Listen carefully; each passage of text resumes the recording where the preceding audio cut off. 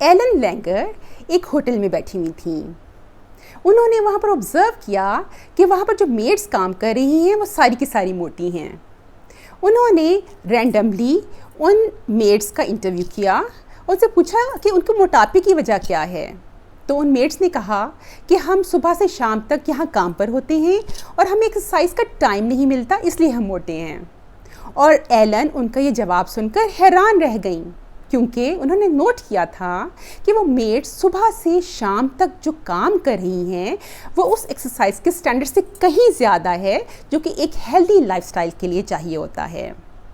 तो एलन ने एक एक्सपेरिमेंट करने का सोचा।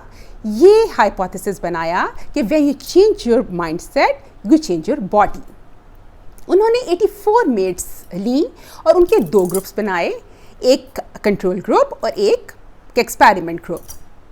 कंट्रोल ग्रुप को कुछ ना बताया गया और जो एक्सपेरिमेंट ग्रुप था उन्होंने उनको प्रॉपर ट्रेन किया, उनको बताया कि आप ये एक्टिविटी करती हैं तो इसकी वजह से आपकी कैलोरीज पे इतना फ़र्क पड़ता है, आप ये एक्टिविटी करती हैं तो आपकी कैलोरीज इतनी कम होती हैं, बर्न होती हैं।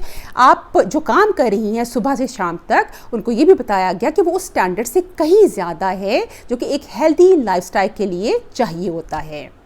और उसके बाद एक्सपेरिमेंट से पहले इन दोनों ग्रुप्स के कुछ पैरामीटर्स टेस्ट किए गए, like weight, body fat, waist to hip ratio, body mass and BP. और उसके बाद उन मेड्स को 2 महीने के लिए काम करने के लिए छोड़ दिया गया। 2 महीने के बाद एलन और उसके रिसर्चर्स वापस आए और दोनों ग्रुप्स के वही पैरामीटर्स चेक किए तो देखा कि कंट्रोल ग्रुप में कोई चेंज नहीं आई हुई थी, यानी कि जिनको एक्सप्लेन नहीं किया गया था कुछ भी, उनके किसी भी पैरामीटर में कोई चेंज नहीं थी। लेकिन जो एक्सपेरिमेंट ग्रुप था उनके सारे पैरामीटर्स लाइक वेट, उनकी waist to hip ratio, body mass, body fat reduce हुई थी और उनका जो बीपी था that was reduced by 20% on average. इससे क्या पता चला कि when you change your mindset, you change your body। इस एक्सपेरिमेंट की बहुत इम्प्लीकेशंस हो सकती हैं, लेकिन let's apply on your weight reduction. आप वेट रिडक्शन के लिए बहुत कुछ कर रहे होते हैं, लेकिन कई दफ़ा आप कहते हैं कि एक्सरसाइज का या डाइट फूड का या फिर वॉक का या फिर कुछ और जो भी आप कर रहे हैं, ग्रीन टी का, मेरे वेट के ऊपर कुछ फ़र्क नहीं पड़ता। वो फ़र्क क्यों नहीं पड़ता? इस वजह से कि कहीं सबकॉन्शियसली आप बिठा चुके हैं कि इन चीज़ों का आपके वेट पर कुछ फ़र्क नहीं पड़ेगा। मैंने आज तक डाइट फूड इस्तेमाल नहीं किया और मैंने 7 मंथ्स में 15 kgs वेट अपना रिड्यूस किया और वो मैंने यही टेक्निक यूज़ की और मैंने कभी डाइट फूड नहीं खाया।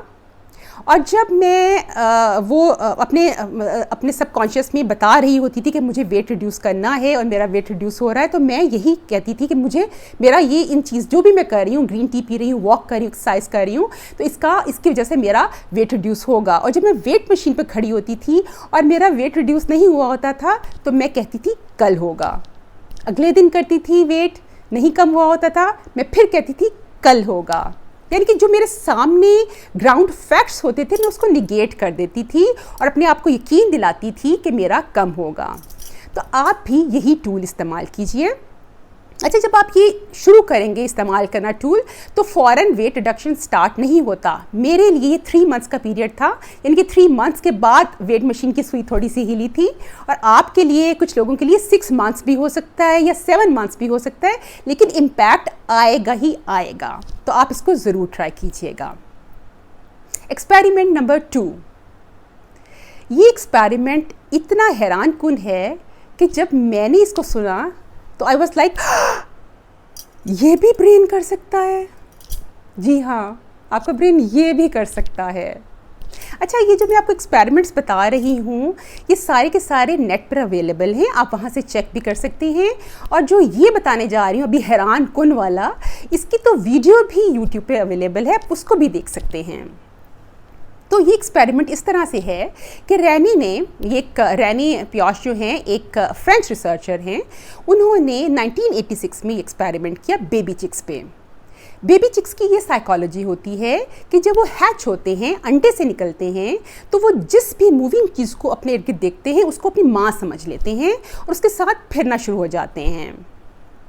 तो रैनी ने एक रोबोट लिया और एक एरिना में उसको रैंडम मोशन के लिए छोड़ दिया गया कि रैंडमली वो मूव करता फिर उस एरिना में।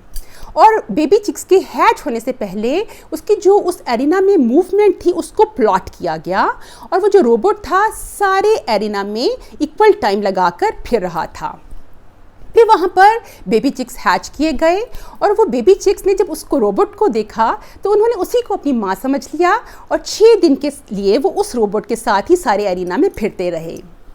उसके बाद 7वें दिन उन बेबी चिक्स को उसी एरिना में एक साइड पर एक ट्रांसपेरेंट केज में बंद कर दिया गया। अब जब उनको बंद कर दिया गया और उन्होंने अपनी माँ को देखा कि वो सामने फिर रही है तो वो बहुत ज़्यादा क्राइंग करते थे। जब वो क्राइंग करते थे तो उसका क्या असर हुआ कि रोबोट जो पहले पूरे एरिना में चक्कर लगा रहा था उसने ज़्यादा टाइम उन बेबी चिक्स के केज के पास लगाना शुरू कर दिया। है ना हैरानकुन बात। उसके बाद यही एक्सपेरिमेंट उन बेबी चिक्स के साथ किया गया जिनको कंडीशन नहीं किया गया था इस रोबोट के साथ, यानी कि वो इस रोबोट को अपनी माँ नहीं समझते थे या रोबोट इनको अपना बच्चा नहीं समझता था। और उन फिर बेबी चिक्स को उसी केज में बंद किया गया और फिर नोट किया गया कि वो जब बेबी चिक्स ये वाले जब क्राइंग करते थे तो रोबोट की मोशन में कोई फ़र्क नहीं था, वो पूरे एरिना में एज़ यूजुअल जो है वो चक्कर लगाता रहा। तो इसका क्या नतीजा निकला हमारे लिए समझने की क्या बात है, ये कि अगर बेबी चिक्स में इतनी पावर है कि वो एक रोबोट जैसी मशीन को इम्पैक्ट कर सकते हैं तो हम ह्यूमन बीइंग्स के ब्रेन में कितनी पावर होगी, आप सिर्फ ये सोचिए। तो नंबर 1 तो ये कि आप ये समझ लीजिए कि आप अपनी ब्रेन की पावर के साथ अपने इर्द गिर्द के लोगों पर इफ़ेक्ट कर सकते हैं, लाइक अपने हस्बैंड पे, वाइफ पे, आप एम्प्लॉयज़ पे, बॉसेस पे, सबॉर्डिनेट्स पे, कस्टमर्स पे। आप अपने मकसद को हासिल करने के लिए, यानी कि आप कहते हैं कि अच्छे ही हो जाएं, ये जो कुछ भी आप चाहते हैं वो आप इनसे हासिल कर सकते हैं अपने ब्रेन की पावर को इस्तेमाल करके। दूसरा ये सबसे इम्पॉर्टेंट चीज़ है वो ये, when there is coherence between your brain and your heart and you are fully intended to achieve something, then you can achieve that. And stay tuned, we are going to learn it soon.